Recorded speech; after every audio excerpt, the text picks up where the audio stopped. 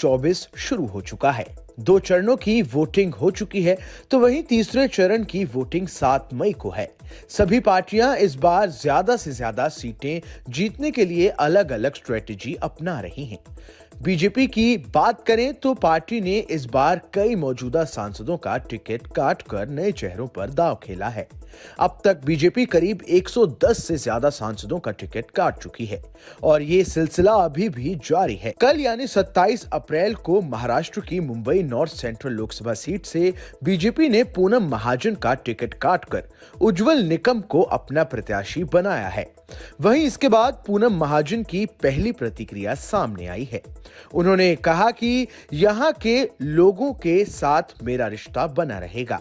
उन्होंने सांसद के तौर पर सेवा का मौका देने के लिए बीजेपी और पीएम नरेंद्र मोदी का शुक्रिया अदा किया है। बीजेपी नेता और सांसद पूनम महाजन ने सोशल मीडिया प्लेटफॉर्म एक्स पर प्रतिक्रिया देते हुए लिखा, 10 वर्षों तक एक सांसद के रूप में मुंबई उत्तर मध्य लोकसभा क्षेत्र की सेवा का मौका देने के लिए बीजेपी और प्रधानमंत्री नरेंद्र मोदी जी का धन्यवाद। बीजेपी नेता और मुंबई नॉर्थ सेंट्रल से मौजूदा सांसद पूनम महाजन आगे लिखती हैं कि मुझे एक सांसद ही नहीं बल्कि एक बेटी की तरह भी स्नेह देने के लिए मैं क्षेत्र की परिवार समान जनता की सदैव ऋणी रहूंगी और यही आशा करूंगी कि ये रिश्ता हमेशा बना रहेगा।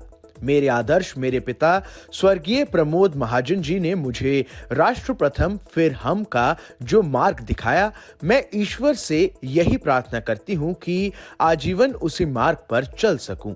मेरे जीवन का प्रत्येक क्षण सदैव इस देश की सेवा को समर्पित रहेगा। जय हिंद, जय महाराष्ट्र।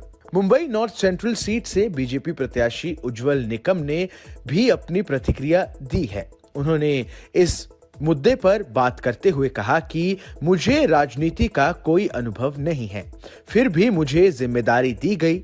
उन्होंने पूनम महाजन का भी जिक्र किया। उन्होंने कहा कि प्रमोद महाजन हत्याकांड का मामला जब मैं लड़ रहा था तब पूनम महाजन मुझसे हमेशा मिला करती थी।